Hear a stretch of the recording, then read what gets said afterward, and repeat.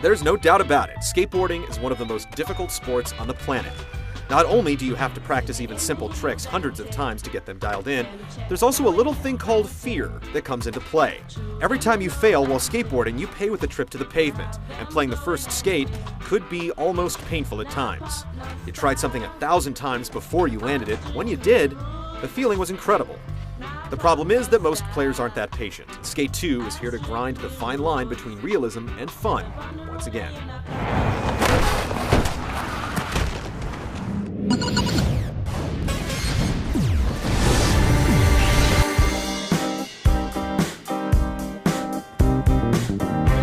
Like most extreme sports games, the career mode is the conduit that allows you to unlock most of the content in the game. You begin by creating your own shredder using a system that's vastly improved from the first outing. Then you're thrust into the story, which follows your skater as he gets out of the joint and attempts to reclaim San Vanalona as one of the world's premier skate spots. Homie just got out the joint, we're looking for a sesh. Good to see you, man. As you might imagine, this is accomplished by meeting up with pros scattered around the city and completing the objectives they give you. The development team has listened to a lot of the complaints about the first skate and has dropped many of the trick-specific missions in favor of getting particular scores at certain spots through any means necessary. You still have to play skate from time to time, but you're asked to nail a specific trick or series of tricks far less frequently. This is undoubtedly a good thing. The rest of the objectives revolve around winning downhill races, getting shots for Thrasher and Skateboarding Magazine, avoiding the cops while racking up points, and scoring sponsorships from dozens of real companies by winning contests. You can use the map system to immediately warp to any objective, cutting down on tedious travel time. It's a tried and true way to set up a career mode. The list of modes is rounded out by Free Skate, where you can spend as much time in any particular spot as you want, and Party Play, where you and up to 3 friends can jump on your system and compete in 3 different challenges. It's all fairly standard stuff. Once you head online, things open up a bit. Free skating was the big hit from the first game, and it's returned. You can set up cooperative challenges with your friends, select particular spots to session, or create spots yourself, and then share them or download the work of virtual riggers. The Skate Reel option is returned, allowing you to edit your best clips and upload them for others to check out. Not much has been upgraded though. You still can't edit multiple clips together and set them to music, which was a feature in the last Tony Hawk game, released in 2007. There's nothing particularly groundbreaking about Skate 2's design, but there are plenty of ways to put your plank and noggin in action.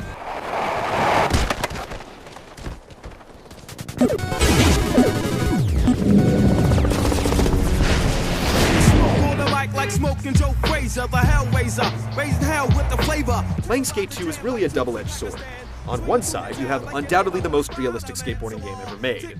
On the other side, the game is filled with minor annoyances that eventually add up. There are many more tricks in Skate 2. Considering how few were included in the first game, it's hard to call it a compliment, but this time around we get inverts, no complies, and bonelesses. All of these are essential to the skateboarding experience, so they're great additions, if a little tardy. You can also skitch, or hitch a ride on the back of vehicles, to get someplace quicker. With the exception of skitching, all of these new moves are performed by pressing a modifier button on the shoulder of the controller.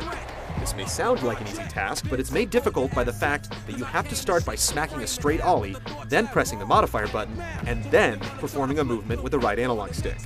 Ollieing without performing a kickflip, heel flip, or shove it is a lot more difficult than it sounds when you're worried about timing, speed, and angle. It's an unfortunate byproduct of the Flick-It control scheme. It's a fair trade though. We still prefer replicating the motion of a real board with a stick rather than pressing button combinations, and it's nailed once again in Skate 2. It's still difficult to do the exact trick you want every single time, which can become infuriating during some objectives. Literally, the difference between doing a heel flip and a varial heel flip is about 2 degrees on the analog stick. Were you even watching my trick? Yet, the alternative seems like dinosaur tech at this point. Despite plaintive cries, it's still far too difficult to keep your speed while skating vert. You have to pump up and down on the left analog stick as you ride the transitions, and the slightest deviation to either side will cause your rider to turn. In the end, you spend more time worrying about going straight to keep speed than you do performing tricks. Another new gameplay element is the ability to get off your board. This allows you to do a number of things like walk up a set of stairs instead of trying to find a way around them, or grab and manipulate objects to create your own spots. A few missions are tied into creating spots, and moving things around is intuitive and easy. But when you're off your board, the controls couldn't be any worse. Your skater moves like a tank, and just lining up with an object to move it around can prove to be a challenge. It's still better than not being able to do it at all. bails looked awful in last year's game, and the developers have attempted to fix it by making it a part of the gameplay called the Hall of Meat. Now, you can essentially control your bails, attempting to make them as painful and flamboyant as possible. There are even some goals built around it. It's a silly inclusion that comes off more like an attempt to mask a prior issue than provide something compelling. By now you've surmised that Skate 2 has plenty of gameplay issues, yet when you're on the board, cracks in the pavement are slacking by, and you're preparing to rip a front-side blunt slide down a kinked rail, almost all is forgiven. The manipulation of speed and momentum, coupled by the rush that you get while really skating, has been faithfully replicated once again. It's when you start trying to tackle the game's objectives that it starts to lose its shine.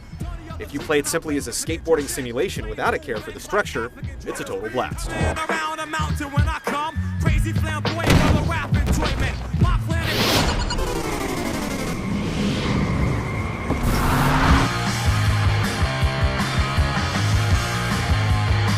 Skate really set the new standard for presentation in skateboarding games last year, but it's starting to get a little rough around the edges. The engine hasn't received many, if any, upgrades. It has a somewhat washed-out look, and character models emote poorly as they take a long stroll down Uncanny Valley. The animation is absolutely incredible. You feel every bump, slope, and rail as your skater flails about with lifelike reactions to each trick and object. It's truly amazing. If only the bail animations were fixed from last year. The default camera can provide issues as it obscures things in front of you and swings from side to side, so we recommend experimenting with all of them to find something that works for you. Dude, is that you? Yeah, what's up, baby?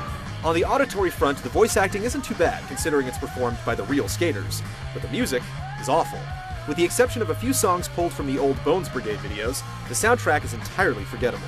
You can use custom soundtracks in the Xbox 360 version, but they've been omitted in the PlayStation iteration for some reason.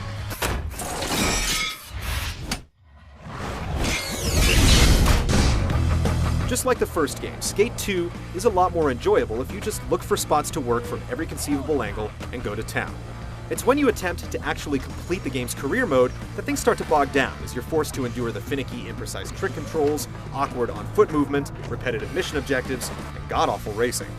But when you're on board, cruising down the sidewalk, looking for an edge to grind or slide, it really comes into its own.